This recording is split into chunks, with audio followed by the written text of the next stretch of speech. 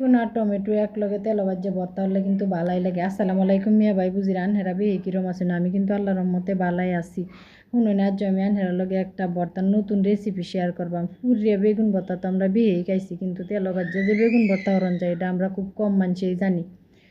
শুনুন আমি কি করছি, বেগুন ডিরে ছোটো ছোটো করে টুকরা করে কাটছি, লগে কি করছি দুইটা টমেটো মাঝখান দিয়ে একটা ফাঁক করে দিয়ে দিছি, লগে কয়টা রসুনের গলাও দিয়ে দিছি, দিয়ে সুন্দর করে হালকা একটু লবণ দিয়ে উল্টা পাল্টা করে তেলের মধ্যে ভাজছি।